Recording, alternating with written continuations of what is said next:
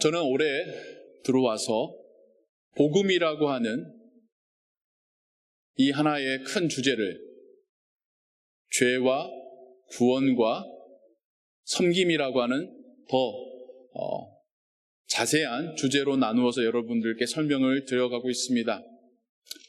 7, 8주에 걸쳐서 우리의 죄에 대하여서 얼마나 질기게 우리 삶 속에 뿌리내려고 있는지에 대하여서 함께 봤다면, 또 지난 7, 7주를 통하여서 우리가 받은 구원의 법정적 의미, 예전적 의미, 경제적 의미, 관계적 의미, 또 마지막에 어떤 종말론적 의미를 함께 살펴보았습니다. 이제 오늘부터는 구원받은 자에게 나타날 그 이후의 모습들, 삶들, 하나님을 예배한다는 것, 섬긴다는 것 무엇인지, 구원받는 자로서 살아간다는 것은 무엇인지, 이 세 번째 주제를 여러분들과 함께 이제 더 함께 알아가 보려고 합니다. 그 첫 시작으로 우리가 하나님께로부터 받은 믿음은 무엇인지, 그 믿음을 따라서 순종한다는 것은 무엇인지, 그 첫 시간을 여러분과 함께 나누기를 원합니다. 오늘 우리가 함께 들은 누가복음 17장 5절에서 10절의 말씀, 여러분 한 번은 들어보신 말씀이죠. 그러나 들으실 때에 여러분의 첫 번째 마음속에 일어난 반응은 무엇이셨습니까? 뽕나무를 뽑아다가 바다에 심는다든지, 밭에서 일하고 온 종에게 나 이제 배고프니까 밥상 차려 라고 한다든지, 그 두 가지 비유를 들으면서 여러분들은 어떤 느낌이 드셨어요? 그걸 우리 한번 같이 곰곰이 한번 생각해보고 나누고 보도록 하겠습니다. 그 이야기의 시작은 이런 이야기로 시작됩니다. 예수님의 제자들이 예수님께 우리의 믿음을 키워주소서, increase our faith 라고 하는 요청으로 이 상황이 시작이 되고 있어요. 도대체 무슨 이야기일까? 누가복음 전반의 상황을 보면 제자들의 믿음 없음을 예수님이 책망하시고 또 그들에게 종용하시지만, 또 동시에 예수님께서 하나님에 대한 믿음으로 놀라운 이적들을 일으키는 모습들도 함께 교차적으로 보게 됩니다.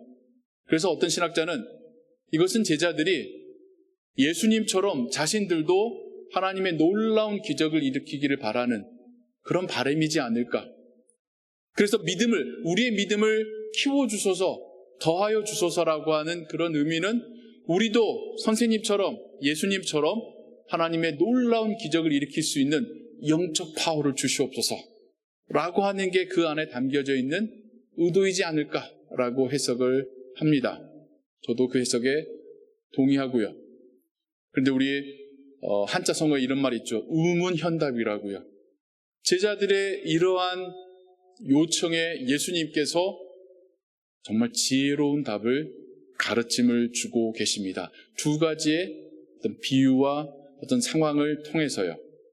거기에서 우리가 믿음과 순종에 대한 이야기를 나눠보려고 합니다. 그 첫 번째 이야기는 이거예요.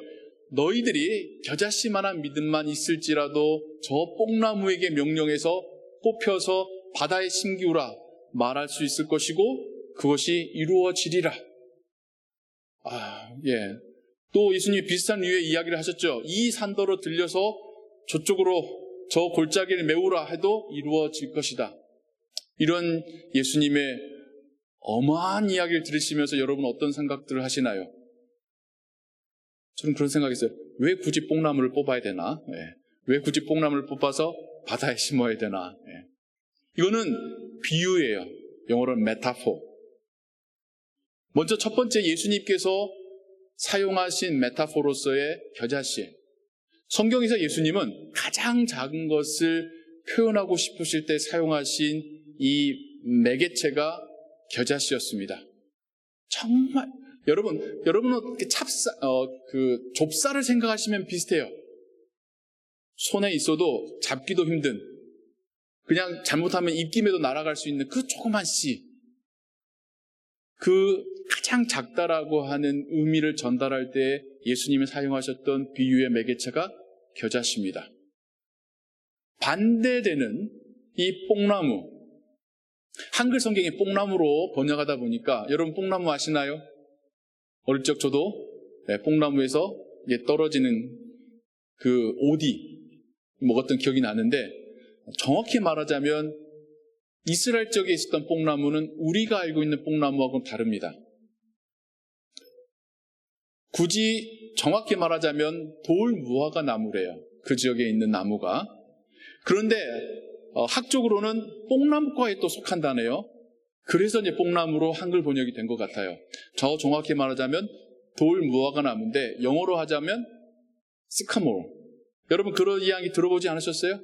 시카몰, 뭐 길 이름, 뭐 마을 이름 그런 게 있잖아요. 그리고 뽕나무는 멀베리. 들어보셨던 이름이죠. 예. 근데 왜 하필 이 나무일까? 예. 저도 궁금해서 또 검색을 하고 찾아볼 봤는데, 먼저 이 나무는 여러분이 아다시피 삭개가 올랐던 그 나무예요.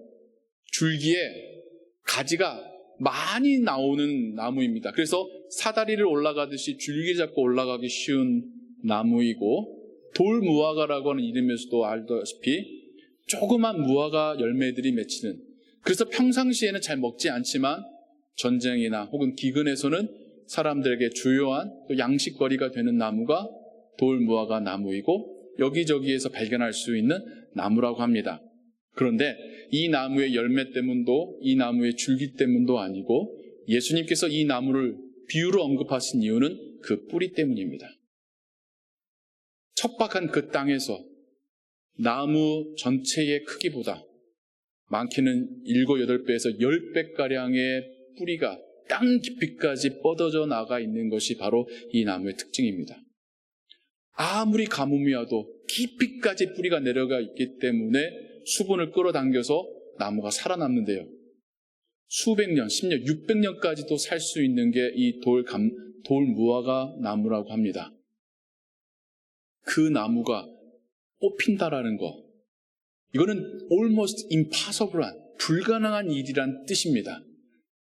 여러분 그 뒷뜰에 있는 조그만 잡목 뽑아보신 적 있으세요? 얼마나 어려운데요. 아무리 쥐고 흔들어도 뿌리 뽑기가 힘듭니다.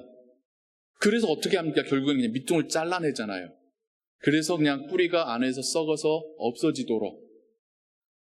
나무는요, 뿌리는 위에 보이는 부분보다 그 뿌리는 많게는 10배까지 넓은 영역으로 퍼져 있습니다. 그렇기 때문에 그렇게 오래 살고 버티고 있는 거예요. 보이지 않는 부분이 훨씬 높습니다. 그 나무가 뽑힌다라는 것은 이건 말도 안 되는 일이죠. 예수님은 두 개를 극적으로 비유하고 계시는 겁니다. 믿음이 겨자씨만큼 작을지라도 그것으로 일어날 수 있는 하나님의 기적은 우리의 상상을 초과하는 그 뿌리가 뽑히는 일일 것이다 라고 말씀하고 계시는 것입니다. 여기서 믿음에 대해서 좀 더 생각해 보기를 원합니다. 믿음은 우리 마음속에서 일어나고 있는 우리의 반응 혹은 mental, psychological reaction입니다. 우리 안에서 뭔가의 변화가 느껴지지만 그게 다른 사람은 볼 수 없는 그냥 우리 마음속에 생각인 사고와 감정에서의 리액션이잖아요. 근데 그게 우리의 행동으로 나타나는 게 뭡니까? 그게 순종이죠. behavior, 우리의 행동적인 반응이 순종입니다. 둘은 같이 가요. 하나만 있을 수가 없습니다. 수레의 두 바퀴처럼 바퀴 한쪽만 있는데 수레가 끌어집니까? 항상 두 개가 있어야지 굴러가듯이. 믿음이 있으면 순종이 있습니다. 순종이 있다라는 것은 믿음이 있다라고 하는 증거입니다. 그런데 저는 믿음과 순종은 마치 제가 마차의 두 바퀴라고 설명드렸듯이 사이즈가 같아요. 무슨 말이냐면 믿는 만큼 순종합니다. 믿는 것보다 더 순종하기는 어려워요. 순종하는 것은 그만큼의 믿음을 보여주고 있는 겁니다. 믿음이 없는데도 순종하는 것은 있을 수 있을까요? 간혹 있긴 합니다. 예를 들자면 바리새인들. 그들에게 참된 믿음이 있었습니까? 없었죠. 그들의 속은 공허했습니다. 그래서 예수님은 그들을 가르쳐 무덤이라고 불렀지 않습니까? 하지만 겉은 흰색 페인트를 칠한 것처럼 경건해 보이고 율법을 다 지키는 것 같은 순종이 보입니다. 믿음이 없는 순종이죠. 그래서 나타난 결과가 무엇입니까? 다른 사람에 대한 정죄와 사람들로부터 칭찬받고 존경받기만을 바라는 껍데기뿐인 인생이 믿음 없는 순종의 삶입니다. 반대로 믿음은 있는데 순종이 없을 수 있을까요?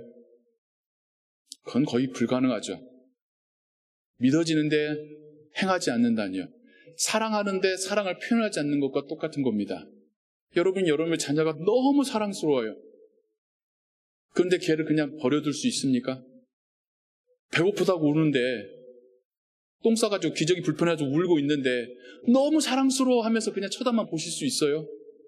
이건 불가능한 거 아닙니까? 마찬가지로 하나님에 대한 믿음이 있으면 순종하지 않을 수 없습니다.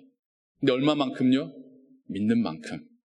내가 하나님을 믿는 만큼 순종하게 됩니다. 사랑도 그렇잖아요. 사랑하는 만큼 내가 그 사람을 위해서 헌신하게 되는 거 아닙니까? 그래서 믿음과 순종은 같은 사이즈예요. 그럼 여기서 그럼 내가 순종이 이것밖에 못하니 나의 믿음은 실상은 콩할 만한 거였구나 라고 여러분 자책하라고 이 말씀을 드리는 게 아니에요. 예수님이 우리에게 굿뉴스를 주십니다. 뭐라고요? 우리의 믿음이 겨자씨만 해도, 겨자씨만한 믿음 가지고 겨자씨만한 순종만 해도 하나님은 어떤 결과를 만들어내신다고요? 뽑히지 않을 돌 무화과 나무에 그 뿌리가 뽑히는 역사를 일으키신다는 겁니다. 우리 삶 가운데 깊이 뿌리는 죄라고 하는 뿌리, 사랑과의 관계 속에서의 그 쓴 뿌리들, 우리의 여전히 미숙한 모습들, 우리 앞을 막고 있는 장애물들, 우리의 아픔들, 이 모든 뿌리들을 변하지 않을 것 같은 사람을 하나님은 변화시키시고 그 뿌리들을 뽑아내실 수 있다는 겁니다. 우리에게 겨자씨만한 믿음만 있어도, 그 겨자씨만한 사이즈의 믿음으로 겨자씨만한 사이즈의 순종만 할지라도 하나님은 놀라운 일을 행하실 것이라는 것, 우리의 믿음을 키워주소서, 우리가 그럼 더 영적인 파워를 우리에게 주소서라고 하는 제자들에게 예수님은 이런 대답을 주고 계십니다. 근데 여기서 예수님이 한 걸음 더 나아가서 두 번째 비유를 통하여서 제자되고 종이 된 우리에게 너무나도 필요한 말씀을 해주고 계셔요. 이 두 번째 비유는 여러분 잘 들어보지 않으셨을 거예요. 왜냐면 예수님의 비유 중에서 도대체 예수님은 왜 이렇게 정이 없는 주인의 비유를 하셨을까 생각을 하게 하는데요. 상황이 이래요. 주인이 대구 같은 집에서 자기는 편히 하루 종일 쉬면서 종을 밭으로 내보내서 밭도 갈고 목축업도 하다가 일하고 들어오게끔 시켜요. 해가 뉘엿뉘엿지니까 이제 일을 마치고 이 종이 집으로 돌아와요. 종도 집에 가서 손 씻고 밥 먹고 쉬고 싶은 마음에 돌아오겠죠. 근데 주인이 뭐라고 합니까? 야, 나 배고프다. 밥상 차려. 그러면 나는 배고프지만 종은 주인을 위하여 밥상 차리고 주인이 다 식사 마칠 때까지 옆에서 수종드는 거예요. 그럴 때에 주인이 종에게 너 오늘 정말 밭에 나가서 일하느라고 수고 많았어. 나 위해서 밥상 차려서 너무 고마워 라고 하느냐라고 예수님이 질문하셔요. 그때 당시에 예상되는 대답은 아니오예요. 이걸 어떻게 여러분들에게 설명드릴까 고민하다가 오늘날 우리에게는 이 주인과 종의 관계라는 시스템이 없잖아요. 근데 고용 관계를 통해서 여러분에게 이해하실 수 있도록 설명을 한번 드려볼까 합니다. 여러분이 회사에 가셔서 일터에 가셔서 그 일하기로 계약된 시간 동안에 물건을 옮기고 서류 작업을 하고 이게 힘이 들어있어요. 하지만 여전히 시간이 남아있어요. 그래서 주인이 이것도 좀 더 해주세요라고 할 때에 그것 때문에 주인이 너무 고마워요. 당신 없으면 우리 가게가 운영이 되지 않을 거예요. 우리 회사가 아마 큰 위험에 닥칠 거예요. 너무 고마워요. 그러냐는 거죠. 아니죠. 왜 그러냐면 그렇게 일하기로 계약한 거니까.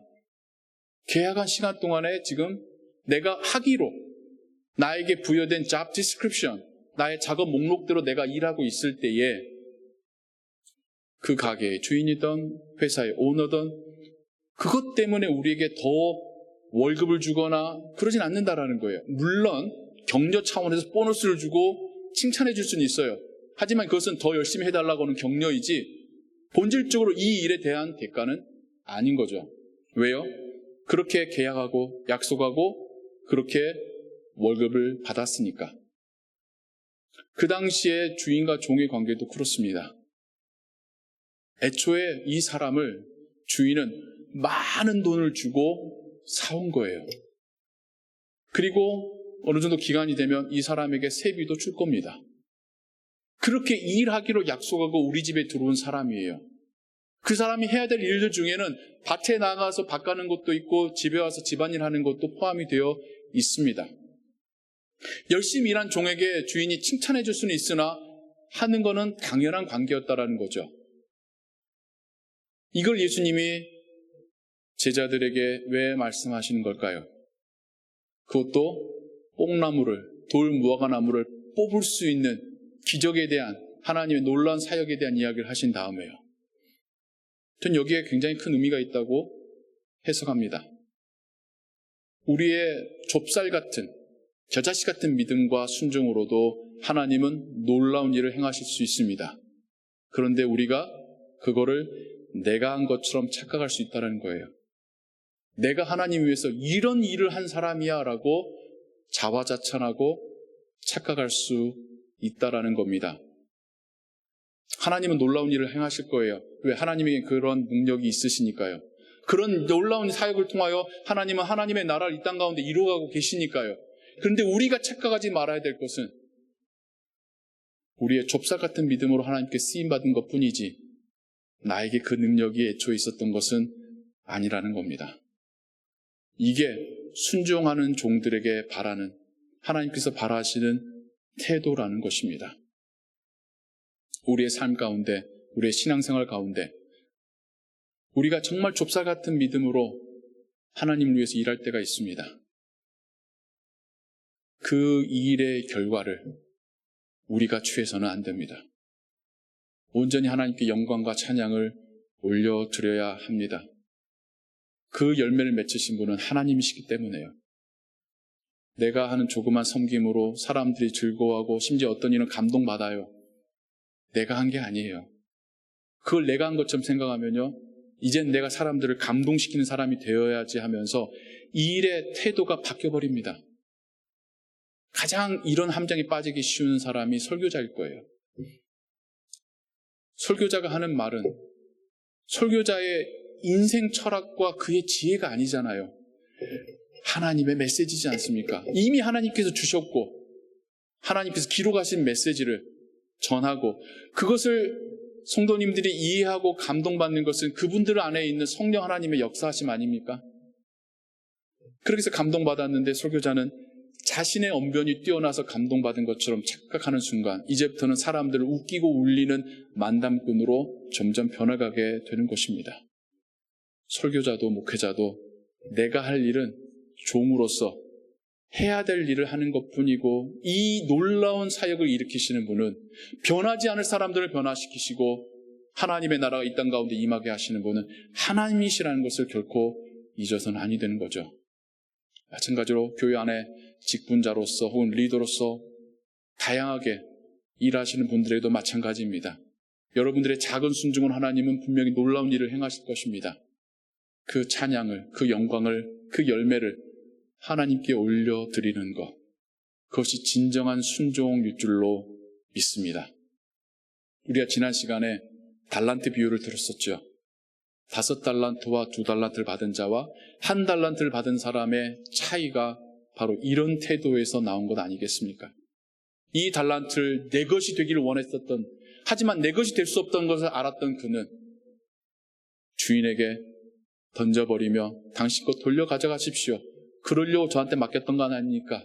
라고 말하는 그 태도는 하나님의 영광을, 하나님의 하실 일을 자기 것으로 삼으려다 그러지 못했었던 원망이었겠죠. 하나님께서는 5달란트와 2달란트 받은 자에게 바라시는 것.